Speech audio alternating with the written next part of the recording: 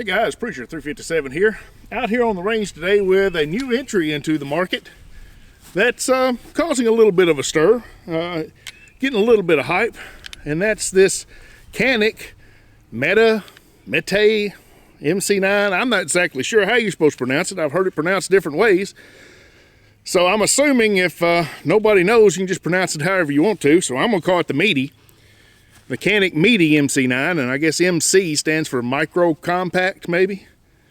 So they have a larger full-size Mete, whatever you call it.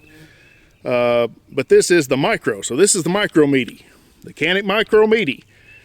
And that's what we've got here today, which is kind of their competition to the Sig P365, which of course is the gun that I carry.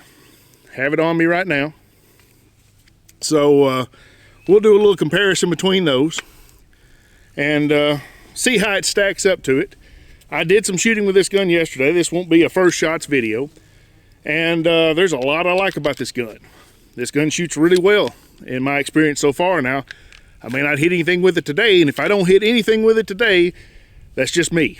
I'm gonna tell you, it's just me. I'm just having a bad day because this gun shoots really well. And I don't think anything's gonna change about that in one day's time. So I've been overall fairly impressed with this gun so far. Now, that doesn't mean that there aren't some things about it that I didn't particularly like, and we'll get into some of that. One thing about the old micro Mete here is it is a little bit bigger than the Sig P365. A little bit taller, a little bit longer, a little bit wider, a little bit heavier. It's more along the lines maybe of like the Shield Plus, maybe, size-wise. Though maybe not quite as long in the grip. It's not that much longer in the grip than the P365. But I think it would serve at this size well in a role as a concealed carry gun. I think it's plenty small for that. Maybe a little big for pocket carry. But if you're going to put it on your waist, then, you know, I think it would serve well in that function because it is still fairly slim. The P365, I think, is 1 inch wide, and this is 1.12, so just a little bit wider than the P365, but still slim enough for comfortable inside the waist carry. And this gun came in a little over $400, I believe, is what it cost. And I was a little bit surprised at that. I thought maybe that was a little high until I realized what all it comes with. And, you know, it's got a holster, and it's got tools with it, and it's got, you know, a mag loader that I don't care for. It's that Glock style mag loader that I made a comment in one video that they were trash, and it hurt somebody's feelings that I said that, but I just don't like them. I don't like them at all. I think you can load easier with your fingers than you can with those things, but if you like them, you like them. I just don't care for them, so I'm just going to be using my Lula, my mag Lula. But, you know, otherwise this gun, you know, I think is a really good deal at that price, considering what all you get for it. The only thing you don't get on this gun that you get with like a Sig P365 is a night sight. These are just standard sights, so you would have to change that out if you wanted to have a night sight on this gun. So that would be a little extra cost, but even with that, it's still going to be cheaper after you buy sights for this than what the P365s are running anyway. So, you know, I think these are good deals, and I think they're priced fairly well for the market. Even though I wish they would even offer maybe one that's a little bit more stripped down with not all that stuff that might be a little cheaper. I think that might not be a bad idea either. For some people that didn't necessarily want all the extras, I don't know. Just brainstorming here. But I think once you realize what all you're getting with this package, it's a good price. So, what do I think about the Canik Mete, or the micro Mete here specifically? Well, there's some things I noticed. Number one, it still reminds me somewhat of a Walther. You know, the original Canik TP9s were basically, I'm not going to say they're exact clones of the Walther P99, but they were based off of it. And you still see some of that styling in this, that it kind of reminds me of a Walther. It's a little high in the slide compared to some other offerings, but not too bad. You know, it's not going to have significantly more muzzle flip than the P365. Not that I noticed. They seemed very similar in recoil. Some other things I noticed, it's got this great big gigantic mag release, which is really easy to hit. I like that. I really like that a lot. It's got your plate for the optics, where you can mount the optics. It's already ready for that. So if you want those, it's got a loaded chamber indicator on top here that pops up, that you can see and that you can feel as well. It's got the indicator on the back that shows you that the striker is cocked. Now this is not loaded. I'm not pointing at anybody anyway. And there it goes away when you pull the trigger. So it's got a lot of features on it for the price. You know, it's got a lot of features. It's ambidextrous as far as the slide release. You can change out the mag release to the other side if you want to. So if you're a lefty, this would be a good gun for you. So it's got a lot of things going for it for the price that you pay for this gun. It's got extra back straps. This is the smallest. It's got two larger ones, a medium and then a large. But I didn't notice a whole lot of difference in the way it felt when I changed them out. I tried them all, and the thing is, they're down here at the bottom, and so it makes this bottom section wider, longer, and fills your palm a little bit more.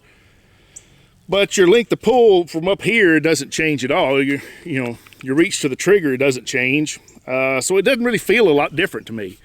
It actually just kind of made it, I didn't really like it as much with the wider bottom grip panels on there, because it just pushed into your hand even more. I get plenty of grip with this. This is actually a fairly wide grip, especially compared to the P365. So, you know, if you can try them out yourself, if you like the bigger ones, then you can obviously put them on there. It's pretty easy. The tool that comes with it, you just push out the pin that holds them in place and replace them. Very simple. You know, it's got the little gun that comes with it that is actually a tool to remove your screws. It's got a set screw in here for the rear sight, which I did have to adjust. I had to move it over to the right a little bit because it was shooting off. And even with that set screw undone, it was still a tight fit in that dovetail. It took a little bit of force to move that thing. So, you know, it seems to be fit pretty well. Seems to be made pretty well. The only thing that I found really that I don't like about this gun is the magazines on this thing do not drop free. Let me show you that real quick. And I'll have to load it up actually. So let me load up a magazine, because they will drop free when they're not loaded.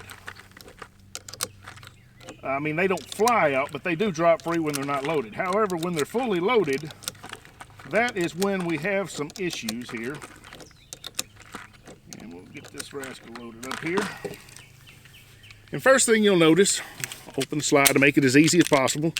That's another thing. If you've got hand strength problems, this rascal here has got a tight recoil spring on it. I mean, it's got some power to it.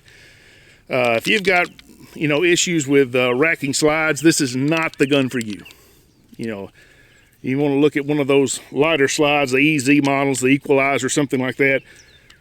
This one takes a little bit of effort to open up. But we stick it in there, and you see it catches right there. You have to force it up past that. Now, I'm not saying you have to use a ton of force. I'm not saying you have to be Superman to get it in there. But it doesn't just fly in either. There's resistance once it gets to this point. Now, I don't know if that's every one of these models or it's just the one I've got, but I'm pushing the mag release in as far as it'll go. And you see it's just barely coming out. You have to pull it out with this once it's loaded. I don't like that. And when I look at the grip, it looks like it's bowed in a little bit. I don't know if you can see it on the camera or not, but just slightly in the middle. So I wonder if I heat it up and maybe push it out a little bit, I can get that resolved, because that's possible. The other thing that I also notice about this is how thin the polymer on the grip is. I mean, it flexes and moves, and you can push it in with your hands. You can't do that with my P365. Of course, I've got the Wilson Combat grip on there. But a lot of polymer frames, you know, are a little stiffer than this, which means they're not using a lot of polymer here. And that may have to do with how they're getting this gun to be as slim as it is. And the reason I say that is because with the P365, what you had is they designed a magazine to be higher capacity. Some people call them staggered stacks or stack and a halves or whatever they did to come up with this magazine. Then they built the gun around the magazine. And so most of these offerings that have come out have got a magazine that is unique to that firearm. They don't work with anything else. The Canik Micro Mete here does not use a special magazine. When I got this out the first time and I looked at it, I said, you know, I recognize that magazine. It looks awfully familiar. I said, I believe that is a Beretta 92 magazine. So I went and got one of my Beretta 92 mags. This is actually a Metgar M9 magazine, same thing. If you compare these two together, of course this one has the different base plate on it. When you compare them together, I think you'll see they look pretty much the same, don't they? Except for the cut in them for the mag latch. They're cut differently for the mag latch. But otherwise, they're the exact same magazine, it looks like. If you look at them in the back here, you'll see that the holes even line up where the count is. They're even the same in the back there. So they're very, very similar there. Now it's a little shorter than the 15-round Beretta magazine. So they have made some alterations, but all in all, that's basically what it is. It's just a Beretta 92 magazine that they have used in order to make this gun. And it's the same one, the larger magazine, the larger Canik Mete takes as well. And so the large Canik those magazines can be used in the micro as well. So that is something interesting. And maybe one of the ways they made it so slim is by making the polymer a little less thick. I don't know if that's part of it, but whatever the reason is, the magazines will not drop free in this one. And I don't know if anybody else has that same issue or not, but it's definitely an issue with this one that may be the reason I don't choose to carry this gun. I don't think magazine changes are going to be something that's very common to do when you're concealed carrying, but just the same, you know, I'd like to have one that drops free. That's my really only complaint that I've come across so far. So I have done a lot of talking now. So why don't we do a little bit of shooting and just see if I can hit anything with this. Let's just look at the trigger here as well. One thing about the trigger, there's a lot of take up. There's a lot of slop at the front. I don't necessarily like that. If there's another thing that I don't like about the gun, that's it. It's how much take up there is at the front end of the trigger. And it breaks almost to the back. You know, it's not the end of the world, but it's a really light break. I'm not gonna say it's the most crisp break either, but it's really light. This trigger is, I think they measured it 4.5, but it don't even feel like that to me. But the reset's nice and short. So once you get that first trigger pull out of the way and you take up all that slop, it's not a problem. The resets are great. It's just that first shot where you got to get all the way back to the wall that just kind of bugs me. I mean, it's just a personal thing. Obviously, the more you shoot it, the more you get used to that. You eventually won't even recognize it. You won't even notice it, and it won't bother you anymore, I'm sure. But just one of those things. I just notice how long it is when I go to pull the trigger the first time. But let's load this magazine up. We've got one loaded. I'm gonna load the other one as well before we get started, and we'll see if I can hit anything with it. I was doing fairly well with it yesterday, especially after I adjusted the sights. I did okay out at the longer distances, but it's still only, I think, a 3.1 inch barrel, which means you don't get maximum velocity out of a 9mm, and so you get a lot of drop when you get out to like 100 yards. So elevation is what you struggle with when you get out at distance, trying to figure out. One other thing I will mention, and obviously the gun was brand new, had just been brought out here, just started shooting it. I did have 2 malfunctions. They were failures to go all the way back into battery, and when I ejected those rounds, there was some gouges in the front of the bullet, some deformation there, And I'm not really sure what caused it. I don't know if the bullet nosedived, but I'm not exactly sure what it hit. But it looked like there was some scuffing on the feed ramp. And, you know, I polished that up a little bit, and it went away. So it hasn't done it again since. So I'm hoping that that is taken care of and that won't be an issue today, but we'll see. We'll see if it does it again. Now, when it did those times, I was able to just tap the back and it went into battery, and then I ejected the round to see what it looked like. So it was not a catastrophic malfunction. It was something that was easily fixed. But I just thought I would mention it. Not something most people talk about with the Caniks. They generally are known to be very reliable right out of the box. So I've just got the 12 round magazine. That's something else I didn't mention. This is 12 rounds and not 10 like the Sig P365. So even though it's a little bit longer, a little bit bigger, you do get more capacity. And it comes with an extended base plate you can put on the 12 round magazine here as well.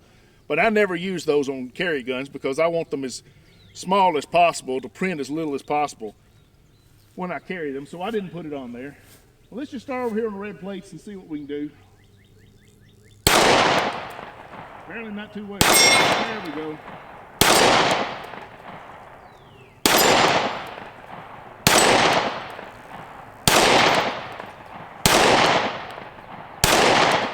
Well, I was doing pretty good there. There we go. I missed the cowboy on the last one.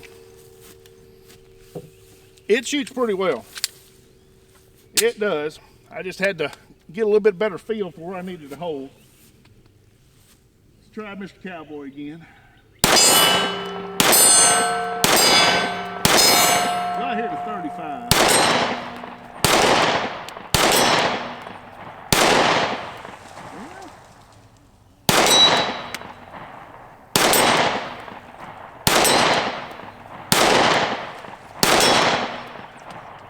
Well, not too bad. Not too bad at all. Back over here. Yeah, of course I missed on the last round. We'll load her up again. That trigger is really nice. It is really nice.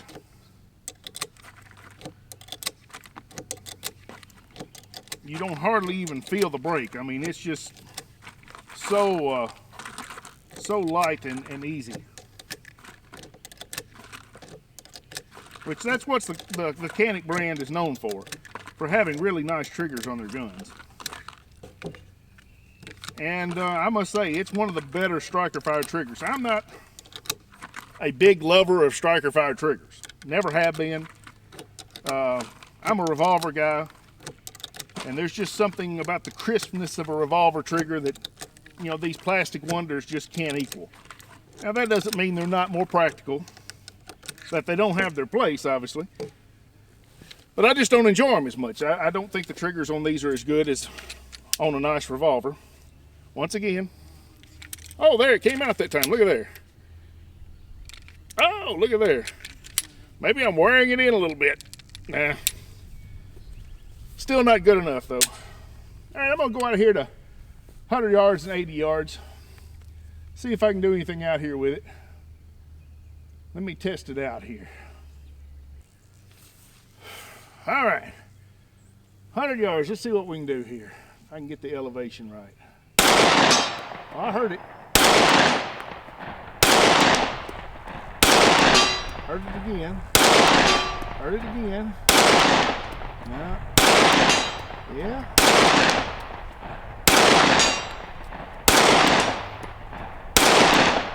Oh, I saw that one. Oh, hit it a few times there. Let's try it again just a few more times here. Yeah.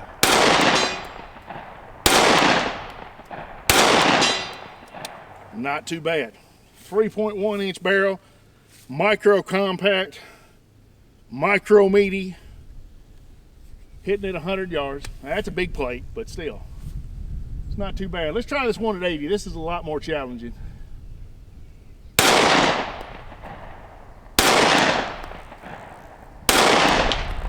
solve that one. All right, you need to bring it up a little bit. Still need to bring her up. Well, may not get this one. Moving her around, but can't seem to nail it down. There we go. The last shot. Last round in the mag. And once, let me show you as well. Once it's empty, it drops free. So, that still annoys me. Only thing I won't hold against it. But like I said, I'm thinking I might be able to heat up the polymer there a little bit and stretch it back out a little bit, and that might solve that problem. Of course, the other option is to get some sandpaper and maybe do a little sanding on the inside, maybe. I don't know.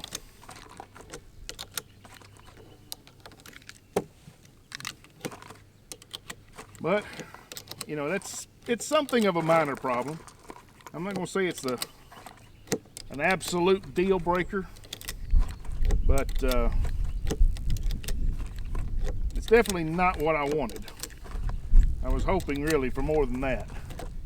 And that's really the only thing that's making me even hesitate right now, because I haven't had that those malfunctions again. I think that was probably just some breaking in period. And I was kind of hoping the more I shot it, maybe the mag problem would kind of work its way out as well. But so far, that's not the case. And I've shot about, well, almost 350 rounds now through this thing. We'll start out this time with the longer mag. Honestly, I think I would take this base plate here off and just put a standard on there if I was going to carry this. I don't really like these big base plates on there. But just the same. Let's go out here to 35 again.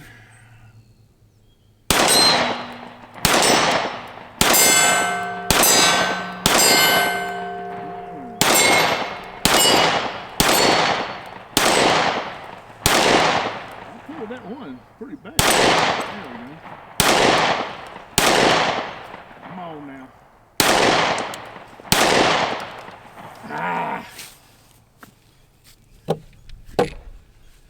I hate it when that happens. I'll tell you what though, let me get out my P365 and we'll kind of do a little bit of comparison here. Specifically, I'll show you the difference between the 12 rounds in the P365 and the 12 rounds in the Canik.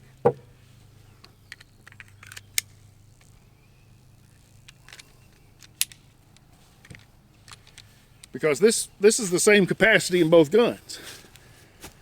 And you can see when you do that, there's not a lot of difference between these two guns. They're pretty much the same size. Actually, the P365, the way it slopes, hangs down just a little bit further than the Canik when you put the same rounds through them. So, you know, it's comparable in that way. The P365 is a little bit lighter gun. It's about 3 ounces difference. And you can tell, I mean, the MC9 here, it feels a little more meaty. I mean, that's a good name for it, because it feels a little more meaty than the P365. But, you know, that's not necessarily a bad thing. Recoil-wise, I can't tell a lot of difference between them. They seem to be very similar. Let's just shoot this last mag, and then I'll let you guys go. I got to hit these little plates again. Got to try to hit the little plates again. Well, the one I've wrapped around, so I don't guess I'm going to hit that one. All right, where am I going? There we go. Woo! Did you see that? That trigger is light. It's almost too light, because it went off before I even was ready that time. They say 4.5 pounds. I don't know.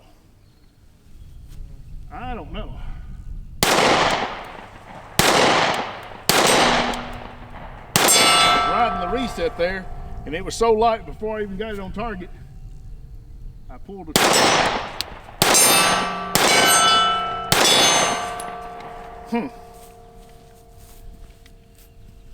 First time I've done that though. I didn't do that at all yesterday. So I'm gonna assume it was just me being a little too heavy on the trigger, but you know, the fact that you can be a little too heavy on the trigger shows you just how light that trigger is. Because I was not meaning to pull it at all. And I just had a little bit too much weight against it when I hit the reset. But you gotta train with it. You're gonna carry a gun, you gotta train with it and get used to it. Get used to that light trigger. But you know, I don't even do that with 1911s. So, you know. Anyway, other than the mag problem, I really like this gun. And so that may be something I have to work on here to see if I can to get that resolved, so that maybe I can put this in my carry rotation. Because otherwise, this is a nice shooting gun. I mean, a nice shooting gun. And I gotta say, I like it. I like it a lot. And especially for the price. I mean, this gun shoots as well as any of the micro compacts I've shot. Honestly, this is probably the only one that I will say I think shoots better than the Sig. The trigger's better than the Sig. Everything about it, you know, feels better than the Sig shooting. And there weren't any of the others that I liked well enough to replace the Sig with. You know, the Springfield was okay. I really liked that Taurus GX4. But I just never liked it quite enough to decide I wanted to replace the Sig with it. This one here, I'm gonna tell you, if I get the mag drop problem solved, this one very well may replace my Sig, because I like it. I really do. This really does shoot well. So I think they've done an excellent job with this gun. Despite the fact it's not American made, obviously it's made in Turkey. A lot of people have problems with that, and I understand. You know, we don't necessarily agree with all the politics of our country, much less other countries. So, you know, if you have an issue with that, there are other options. But, you know, if you can get past the fact it's made in a foreign country, it's made in Turkey, then I think this is a really good option. You get a lot with it for the price, and seems to be well made. Seems to function well. Seems to be reliable now that it's broken in. So there you go, guys. The Canik Mete, the Mete MC9, however you say it. Good value for the money. Anyway, guys, appreciate you coming out. Make sure you check out the link in the description. There's a link there for the GOA, the Gun Owners of America, where you can get a discounted membership and get in the fight. There's also a link there for the TFA, the Tennessee Firearms Association. We're having to fight a lot of battles here in Tennessee now, especially with some of the things that have happened recently. That mass shooting in Nashville is causing an outpouring of requests for more gun control. You know, something bad happens and people want you to want to take away all the freedoms because they think it'll make them safer if they don't have any freedom. But that's just foolishness. But anyway, guys, the TFA there, if you live in the great state of Tennessee like I do, join up and help us out as we're trying to fight against all this gun control people are calling for. Guys, appreciate you coming out. God bless you. Y'all take care of yourselves. We'll see you next time.